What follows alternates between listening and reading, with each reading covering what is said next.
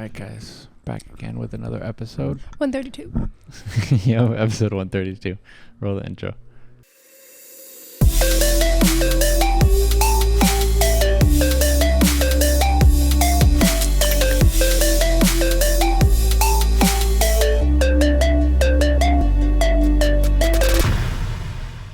All right.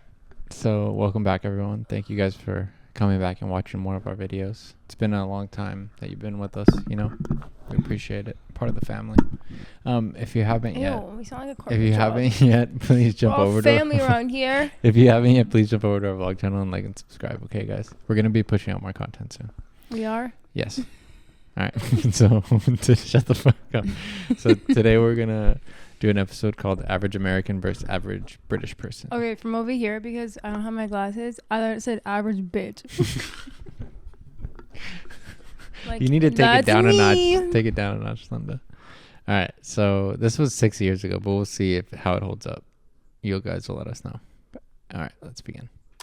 Two of the closest allies in the world today are the United States of America and the United Kingdom of Great Britain, with both countries considering their bilateral partnership to be the strongest of bonds. The British-American bloodline runs deep, with millions of Americans identifying themselves as having either English, Scottish, Welsh, or Yeah, Scotch-Irish that's true. ancestry. Given these close ties, we thought it would be fun to compare these two powerful nations in this episode of the infographic show, The Average American versus the Average Brit. Don't forget to This is the subscribe. channel that always plays the music so loud. Is it Yeah, this it channel? is. I think it is. Click the bell button so that you can be part of our notification squad. First of all, we should explain what the United Kingdom of Great Britain is, as it's often an area of confusion. When we talk about the UK, we are referring to the United Kingdom of Great Britain and Northern Ireland, which is a sovereign state consisting of 4 countries: England, Scotland, Wales, and Northern Ireland. The average Brit we are discussing today is someone from the UK. In terms of ancestral relations, according to a Census Bureau American Community Survey, nearly 27 million people identified as being part English, over 5.5 million said Scottish, about 5 million said Scotch-Irish, and nearly Linda's Scottish. I know I have like a little bit of Welsh. I saw on my thing that I did. But my grandpa's family is from like French Canada and England. My grandmother Yeah. from Glasgow. Glasgow.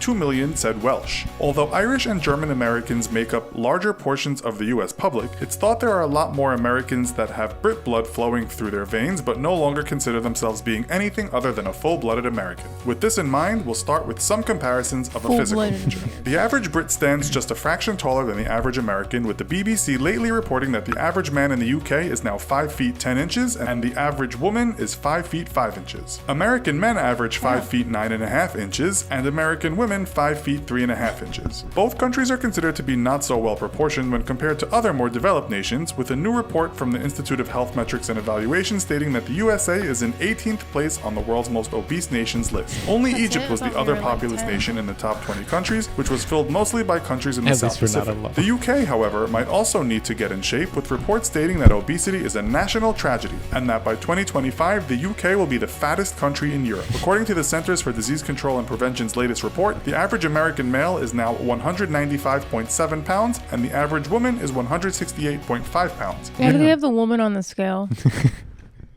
Bullshit. Damn. The average British man is 186.2 pounds, and the average woman is 154 pounds. Does the fact both countries are perhaps they on the walk. heavy side influence life expectancy? American men on average will live to 77.11 years, and American women 81.94. Citizens of the United Kingdom can expect to clock out at a similar age on average, with male life expectancy standing at 79.1 and female life expectancy 82.8. The median age, Damn. meaning half the country is older and half the country younger, is 37.8 in the USA for men and women, and right on 40 in the UK. Which country is making more babies at the moment? Current statistics state that the US and Not UK us. are similar here, with births per woman in America averaging 1.84 and in the UK 1.9. Marriage Damn. rates have decreased in many developed nations over the last few decades. According to the CDC, in 2015, 6.8 people per 1,000 of the total population tied the knot in the USA, while in the UK that number was 4.5 per 1,000. What? Around 42% Wow. of UK Sucks. marriages end in divorce, with almost half of US marriages ending the same way. That's On that crazy. sobering note, we'll take a look at money matters. In terms of industry, both nations are considered champions of the world, but according to the United Nations Economic Commission for Europe, the USA citizen grosses a higher salary than the average UK person. The average gross salary in the USA was the 5th highest in the world at $4,893 per month, while the UK sat in 14th place on the list with an average of $3,461 per month. In terms of cost of living, Americans might need the few extra dollars, with one report putting the USA in 18th place in the world on a cost of living index and the UK in 29th place. We must also note that cost of living and wages can change dramatically from city to city. If we take a look at the economics Big Mac index, we find that the cost of a Big Mac in the US is $5.06, while the Brits only pay $3.73. At the same time, the index shows someone in London has to work on average 1 minute longer than someone in New York to buy the same burger. At the high end of the earnings scale, the US is home to the richest man on the planet, Microsoft co-founder Bill Gates, whose Damn. fortune amounts to around $87 billion. The richest person in the UK That's insane. Yeah, it is. $87 billion. Who needs that much money? Not Bill Gates. That's insane. I don't know. That tripped me out. Yeah, I agree. That could literally solve like the world's problem. Half of it. More than half. Yeah. There will always be more, not to sound like that annoying person, there will always be more problems Yeah, even after. definitely. They'll always keep rising. Yeah. is actually listed as two brothers who are part of the Hinduja family. Their net worth is around $16.9 billion, according to Forbes. In total, there are 134 billionaires based in the UK, Yeah, according to the wow, that's Sunday a Times, huge while the difference. USA has the most billionaires. Yeah, we have the most. That's wild. We have over 500 billionaires. That's crazy. And this was 6 years ago. It's probably gone up a lot. Yeah. This Damn. planet. That's insane. in the world at 565. What do Americans and Brits get for all their hard work? Well, the Brits don't work as hard, according to one study that divided the total number of hours actually worked by the average number of people in employment per year. The USA was 16th on the list at 34.40 hours per week, and the UK was 24th on the list at 32.25 hours per week. The Brits also get more time off, with workers by law given 5.6 weeks of paid vacation time per year. In the US, there is no such law, and paid time off is an agreement made between the employer That's and the insane, employee. too. The average paid days off in the US is said to be about 10 days, with that number increasing with the number of years in a certain job. The UK has less public holidays though, at 8 days, with the US enjoying 10 national public holidays.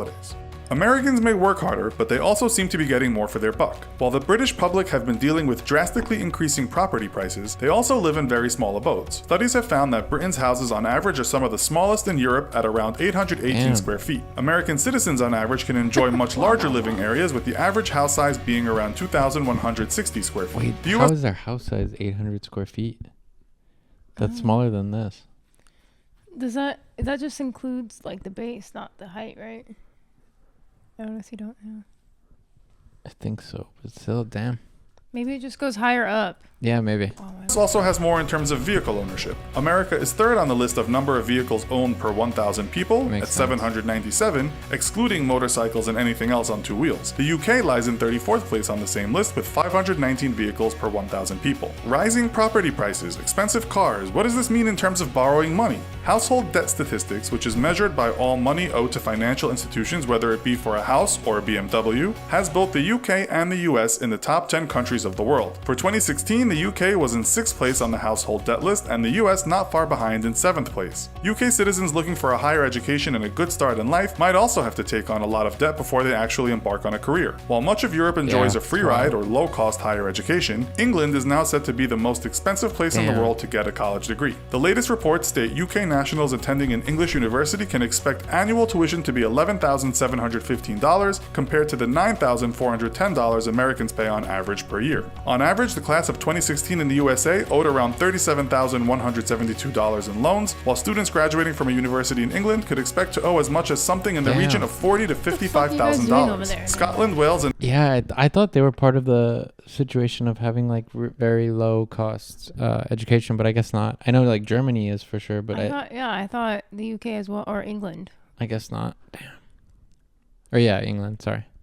Northern Ireland all have cheaper university tuition fees or no tuition fee for Scottish people studying in Scotland. Students may still have to borrow to study though, with a recent report by the Student Loans Company stating the average student debt in Northern Ireland and Scotland was around $26,000 and $15,000 respectively. The Welsh have part of their tuition fees paid for by the Welsh government, but students still rack up debts on average of around $24,000. UK citizens may take some comfort in matters of healthcare, with most costs covered by Britain's National Health Service. Americans are not so fortunate, with an article in the Atlantic this year stating that more than a quarter of Americans said that someone in their household was struggling to pay off crushing medical debts. With that, we come to the end of today's show. Head on over to the comments section to let us know which country you'd rather live in and why. And if you All right.